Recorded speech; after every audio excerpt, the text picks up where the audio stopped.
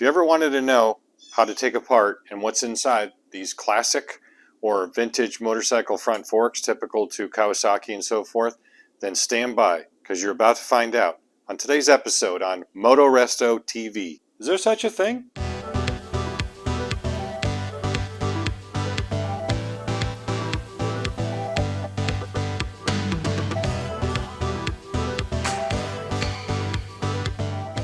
Okay, enough of that forking around.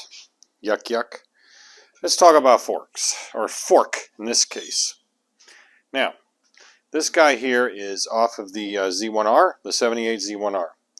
But it's very typical of pretty much all the upright forks that you find on this era and even some more modern motorcycles. Now let's talk about upright versus inverted. These are of course mounted in the actual triple tree and clamped. And then the bottom part here is what's on the wheel that actually does the motion. So this is the fixed part, of course. And this is the part that moves. And the dampening, of course, and your actual spring rate, I guess you'd call it, and how much it springs, or springy, is done inside here. We'll talk about that too. The difference from the uprights is the inverteds, like on my Concourse 14 and other more modern motorcycles and certainly sport bikes. I think if you really want to learn a lot about the, especially the inverteds and the more modern forks, if you look up Kevin Cameron's articles on cycleworld.com, if they're archived in there, he's written some really, really good articles on how the suspension works and the shim packs and things like that. So I'm certainly no expert in it, but look up his material and you'll definitely learn a lot about these. Okay, I have it laying here on this plastic bin lid, which I thought was actually a pretty good idea because I'm going to keep this. I threw the bin away, but I'm going to keep the lid because, you know, it has a nice little retainer area or retained area for the shmoo and stuff that comes out of whatever you're disassembling. I'm not going to disassemble this fully here. I originally planned on doing that. I'm going to take you over to where the bench and the vise is because I'm going to have to clamp this vertically. The reason why I know that is I've already taken one apart. And it's right over there. This takes a really special tool to hold the damper piston cylinder to keep it from moving, to take out the bolt on the bottom. I'll get into all that here in a minute, but let's take a look first at the service manual and look at the kind of the exploded view. I recommend doing this on anything that you have never taken apart before. Get a visual idea, a picture in your head as to how it goes together, how it comes apart, and the exploded view is great. Also the detailed step-by-step instructions, which are sometimes lacking in these, especially these older service manuals, but the exploded views are invaluable. Alright, so here we have some polishing compound spattered cover on this KZ1000 service manual reproduction that I purchased a while back. And although this is kind of a, you know, it is a KZ1000, it's a different version or different model of it. It's a 78, so it's right within this range. So this is how I recommend you doing this on anything. If you have specifically a KZ1000 like a base, then you can go directly to the actual part in the manual, and you can even do that if you have like a, this is the D1, you know, KZ1000 D1 for the ZR1. And you can bounce back and forth, and I'll show you what I mean by that here in a second. So the first thing we need to do is go to the right section, and the right section in here is disassembly of chassis, which is section G. Okay, once you get into section G, which is disassembly chassis, as I said, just scroll down until you find suspension. This is in suspension and drive chain, interesting. And then we look right here and it says front fork, and that's page 124. We get to 124, disassembly of the chassis, and then you can see it says, let's see, where is it? Front fork, starts up here, removal, and then front fork disassembly is somewhere, here it is, disassembly, on the other page, it's on 125, and yada, yada, yada. But the thing I want to tell you about here is there's going to be two places you're going to need to look. First one is right here on the next page. There's your exploded view, and this would certainly help you out a lot. If you're a little familiar with these and you look at this drawing and you go, this doesn't look exactly right, and it probably isn't, and that's because a lot of these are covered more accurately or 100% accurately in a supplement section. So we're going to go to the supplement section. We're going to go down to disassembly right here again, if you can see that. And we are going to go to front fork, which is on 250.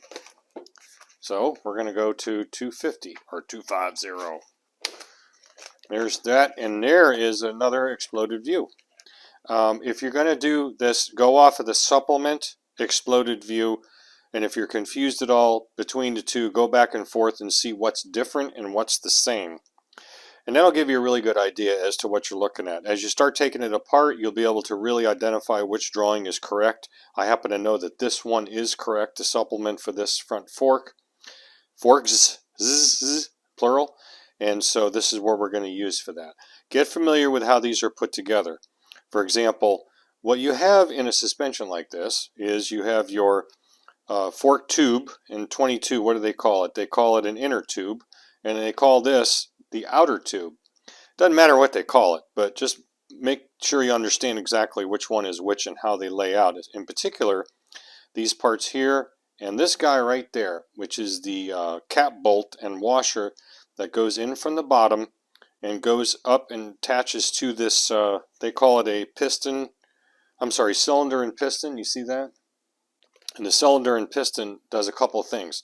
This actually provides your dampening, and it also is a positive stop for full extension of the forks. So if you didn't have something like this in there, when you did a wheelie, the bottom part would come off the tube and would fly away, and you wouldn't be happy. So yeah, you have to have some sort of a stop. This spring is a damper, and this guy right there is actually the piston ring that goes up in there. That's kind of how they list it. You know, it doesn't exactly line up to the drawing. You know, you can see piston ring there, but it doesn't matter. What you need to do is just to get this apart, you have to get everything taken off up here. You know, the dust. This is a dust seal, and then there's a clip, like a spring clip, then a washer, then there's a regular seal, and then you have your outer tube, or the lowers, I would call it, lower tube, main body, the main body.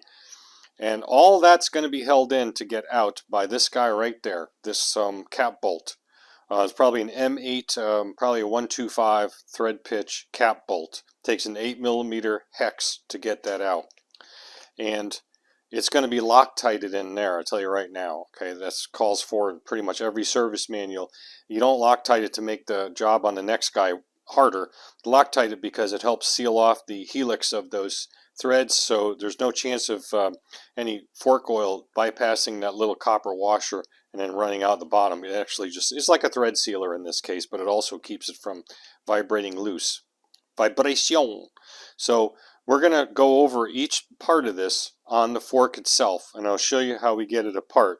Now, I mentioned before, this sucker takes a very special tool to hold this from turning while you take this bolt out, this cap bolt. And I had to think about this for a while when I took the other one apart, and I had to do some investigation, and I'll show you what I did with that to figure out what I needed to, in my case, make. If you can't make it, then this is what you need to purchase. I'll show you that here in a minute. I got you up above me now. Hey, I got you looking down at the top of the fork, obviously, just suspended in the soft jaws here in the vise. So not all of these have these little rubber caps on them. Doesn't matter what's on there. You just pop that off. And the first thing we're going to do is we're going to take out this. This is a regular 1/2-inch square. You just use like an impact. You can take that out. If you can get a hold of this tight enough, like in soft jaws, you can certainly use just a ratchet on it. But my experience is sometimes they are very tight and they need to be impacted out. So there's an O-ring in here that seals off the top of it. Sometimes that needs to get replaced, but we'll deal with that later. Now I know, let me take this out real quick to show you one thing before. I know somebody's going to say, well, this fork tube is not in the greatest shape, and I understand that, but it actually is in pretty good shape because this whole top section is encased in that part of that bracketing that holds the headlight in place. It's like a big tube with the ears that come off of it, and then the headlight goes against it, you know, bolts between those rather. So if this is a little bit corroded, you know, a little bit of surface rust, not going to be a big deal. It's hidden anyway. We'll take care of that later. The main part is, of course, the business end that slides up and down, you know, inside the fork tube, especially, you know, on the seal as far as the seal goes, you know, up and down. This particular fork doesn't have any bushings. More modern forks have bushings. You have one at the bottom of the fork tube, and you have one at the top of the fork tube. One's a guide bushing, one's a slide bushing. I don't really remember which is which, but this one does not use any bushings, which makes it even easier to take apart. But the only difference in the bushing version is how you take the tube out once you get all that stuff apart, like the bolt undone, and you take that tube out. And we'll get to that here in a minute. I'm going to take my 1/2-inch impact, make sure it's on reverse, of course, and just give it a burp. Should come right out. And there it goes. I try not to take it all the way out with the air tool. I like to leave a little bit of it in because there is a certain amount of spring pressure upwards on this, and some of them can be pretty stiff, but I don't think this one is all that stiff. There we go. So this is the amount of spring tension that's really on it. When you go to put this back in, this has to be tensioned downwards against the spring with the fork tube completely extended, you know, with all the new parts and oil and stuff in it. And it can be a little tricky to get that back in. We're not going to cover that in this video. We're just going to cover the disassembly of it and identification and inspection of the parts, all right? Take that and set it to the side. Now I'm going to get myself a just a pan, because we need to start taking yucky parts out, and we'll try to keep it as clean as possible. It's inevitable. You're going to get oil everywhere, but that's the way it is. Here's your spring. Keep note of the direction in which the windings or the coils of the spring are. Some of them are no different than one end to the other. This one seems to have some tighter coils to the top, but you can see that on the bottom of this spring there's actually a spring seat, and so we would know automatically that would go downwards. But if it doesn't have that, you know, just take a look at it. Now this isn't, I don't think this is definitely not a progressive or a very much progressive spring. And progressive meaning by the coils are tighter winding up top, and then they spread out down below. You always want to put that up, although if you talk to Progressive Suspension or read their literature, they say that it doesn't matter at all which way it goes. But most service manuals, most service manuals will tell you to put the tighter coils of a progressive spring upwards. But, you know, whatever yours says is fine. We're not going to worry about it in this one. All right, we're going to get that out of the way. Now the next step here is we need to pump the oil out. I'm going to pump it up. So we got to change the camera angle, and we'll go ahead and pump that. We're just going to turn it over, drain as much out. That looks yucky. Slowly start to pump it. Kind of sounds like your Uncle Fred in the bathroom after a big Thanksgiving meal, doesn't it? This is strangely satisfying. Okay, you're back up in the captain's seat, and we'll get this out of the way. What I did was I changed over to just the aluminum soft jaws, and I have it clamped up against one of the actual brake caliper lugs. I'm not pressing on the outside of this outer tube, they call it. You know, you don't want to do that, take a chance of cracking anything. These things you can crank up on pretty much as you want. So that's why I have it locked in there. Now the next step I'm going to do is I'm going to take off the dust boot here. Well, the dust boot. If you're up in Canada or, you know, North Dakota, it's a dust boot. And down here in Florida, it's a dust boot. Or a boat. I don't care. Whatever. We're going to take this off. And then we'll get at that clip. We'll take the washer out. And in this particular case, we're not going to eventually need to take any other thing out to slide it out, except getting that bolt out in the bottom. And I will show you that here in a minute, but I want to get this apart first. As I said before, this particular type of fork is actually very, very simple. Except for the fact that, like I alluded to earlier, it takes a wacko special tool to hold that. And I'm going to show you that again here in a minute. You're going to love it. But most of the time, it takes pretty much a simple hex-shaped, where you could make those out of an old bolt or an old nut. And if you have even a 110 welder, you can weld it to a extension, and then you're all set. So I try to be as careful as I can. I know this is old, but I don't want to slip and go up and scratch the tube. There's a lip here that it wants to hook up to, and there it goes. There's a lip here that it falls down into, and there's a mating, you know, kind of like an O-ring built into it that goes into this groove, this lip here. And so we'll get that out of the way. try to get you a little bit better light. And you can see right there, there is a spring clip. You'll see it better as I start to pry it off. There's an open end to it, and luckily that's on your side where the camera is, and so hopefully I can reach around, give it a reach around, get in here and take that out.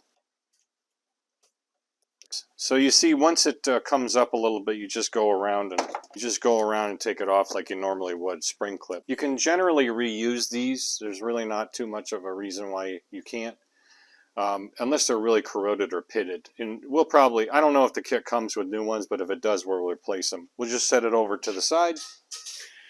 And then there's this washer or washer right here. And so let me get my magnet. Since this is an aluminum body, although the tube is steel, we can kind of grab this with a magnet and get it up out of the way, I think, a little easier. There we go, see? So now we got the washer. We'll set that aside. Now comes the fun part. I'm going to show you that right now. You see on the bottom, you see that there's that cap bolt.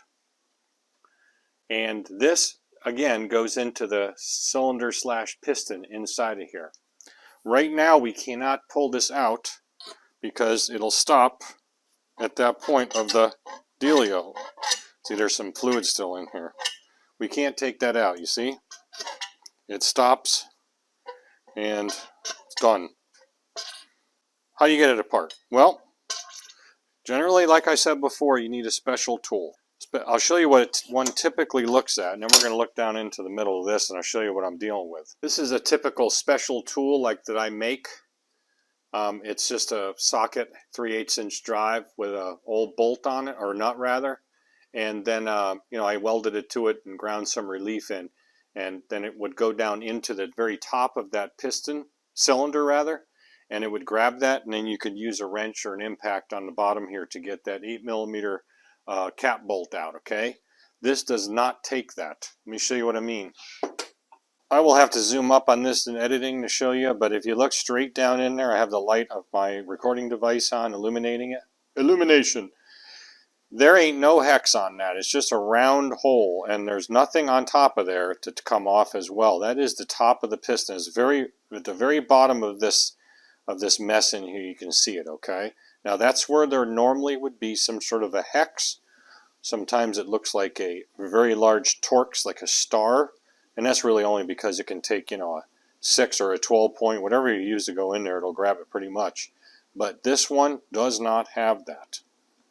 So that kind of threw me for a loop. I was looking at this going, how in the hell do you hold that? The service manual does show, which I'll show you here in a second, that a special tool is required. This is where the supplement sections are really handy. The main section has a tool listed as well, but it's not the right one. I'm not sure if it has the same holder handle. I think it does. This is the part number for it, which is that 57 blah blah blah 183. Then it shows another tool down here called an adapter -1011. And so I said, okay, and here it is. I put this part number in, and if you look at my video on navigating parts fishes, it's pretty easy. I used Partzilla for this. Just put that part number right out of the service manual. Even that old service manual part number is still valid. And it says fork cylinder holder, okay? And look at the shape of that. That is not anything I've ever seen before. It's essentially a tapered square wedge, or a tapered square tool. And I'm like, Now, obviously, it goes on to you know, probably that T-bar that they're using for both applications, where you'd use another tool and perhaps a KZ1000A or something, or an A1. And then it would just, you know, like a socket would plug into it. It would go, that guy would go in its place. But I'm like, what in the hell is that?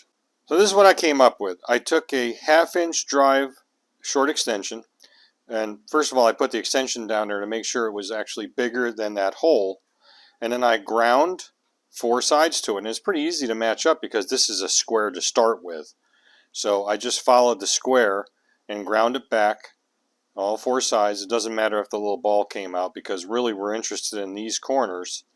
And I didn't like sharpen them or anything, but you know, it's essentially the same tool. And I'm like, well, I've never used one of these before, but I can pretty much make anything, so that's what I did. So let's see how it works. I got you in a different spot now, looking down here at my fat bod, and so what we're going to do is put the the tool down inside here, of course, and then use a ratchet or a little breaker bar or something with an M8 hex, and just hold it up here and then torque it down here. Normally I'd use an impact. If you had a hex going down in there, I'd absolutely use an impact and just buzz it right out. But the problem is, with that just being a friction taper fit, I'm afraid it's going to spin and, you know, possibly start kind of, you know, like using like a tapered reamer on the top of that thing. So I'm not going to do that. All right, so again, here's your tool. There's my stinky armpits. Take this. I don't have much headroom here, so I'm going to do this in steps with the extensions. And it's just simply going down in there. If this was a hex tool, you'd kind of feel around and see where the hell it fits in, and then you grab it. But in this case, we're just going to get it to sit down where we think it's in the right spot, and then just kind of leave it there for now. I have my 8mm you know, hex socket on here. A lot of times you need a longer one on these, by the way. If this isn't one of these split bottoms where the axle goes through, they will have a complete, you know, bore right there with a hole in the bottom of it. So you're going to need a longer one to make that reach. But in this case, we're pretty good because that one isn't as far. I got you at the bottom now. I am going to hit this with just a little bit of heat because, again, it's got Loctite on it. I'm going to try to warm it up a little bit directly on the bolt itself. Hopefully it'll communicate enough heat through it to at least soften that ancient Loctite or however old it is, and then make our job a little bit easier.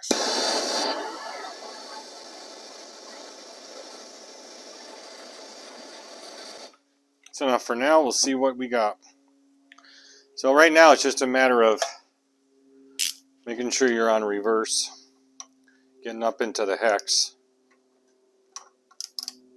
which I am, holding the tool at the top, and then hoping and praying.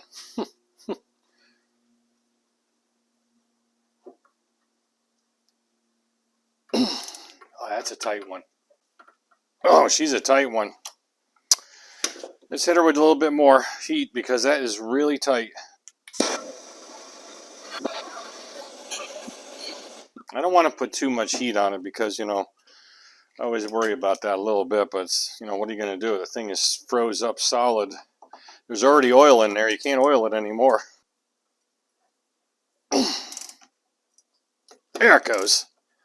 Got a little bit on it. Oh, we're slipping a little bit, though. All right, we need a little bit more heat. It's starting to go, though. The problem with this is aluminum just sucks the living bejesus out of the heat before the steel can really do a whole lot with it, which, of course, is our makeup of our bolt.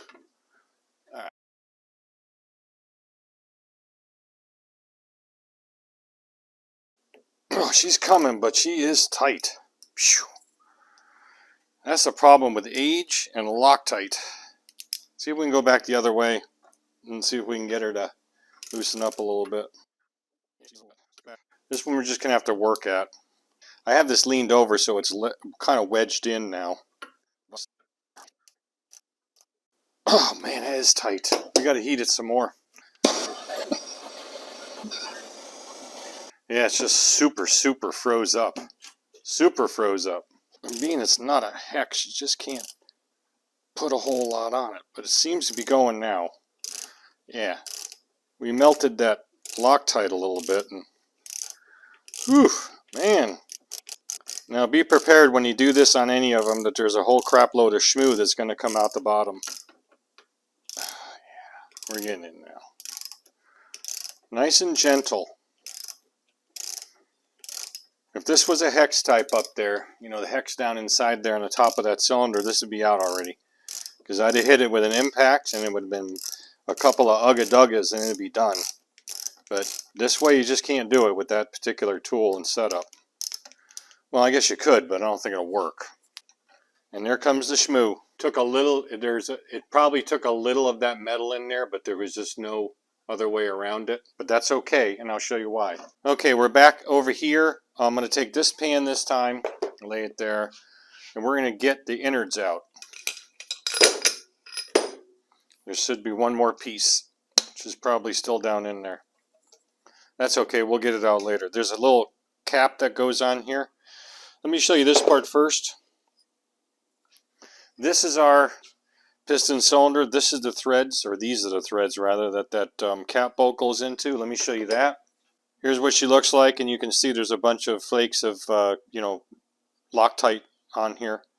You never know. This could be the original oil that was in the damn things. You never know. Hang on. I can tell you for sure. Hang on a second. Now there's a little bevel on here already to match the bevel. I didn't do this bevel. This is I saw this on the other one too. There's a little bevel right in here that matches the bevel of that tool. Let's take a look at that with the tool lined up to it. So again, let me give you a little hug here. These two go together like this and it kind of wedges in there. It does work. It's probably not exactly the right angle, but I kind of guessed and it seems to work. I'm not going to question success. Yeah, does it mar it up a little bit? It does, but I'm going to put it in the lathe, and what I'll do is I'll take some emery and spin it around. It'll clean that right up. It's not a problem. There's nothing critical about this little ID here. This is the critical part, and this is your piston ring. It's a little split ring, and we'll see about if we need to replace those or not. This is that spring I was telling you about that provides that spring tension, so when the tube comes out, it hits this spring, compresses a little bit, and kind of a shock absorber the other way. There is one other part inside here that stayed with the bottom of the tube. That's okay though. It's the cap that goes on the bottom of this right here. Now these tubes, again, on other models, they're a little bit bigger on the bottom where the bushing is. These don't have bushings, as I said. And so when you get those out, you end up pulling them and you use it as a slide hammer and you pull the seal out. But you don't need to do that on these because there is no bushing and they just come out without too much of a fuss. There is a bushing in there, I should have said. I made a mistake. Sometimes I do that. I didn't see it on the other one. See that little ring in there? It's like a brass colored. So you can kind of see it now. Kind of goofed on that, I apologize. There's the bushing. So there is one in here. There's going to be a shoulder it sits down against, and then again that snap ring keeps it from moving upwards. So my apologies, there is one bushing. This little gem here is called a cylinder base.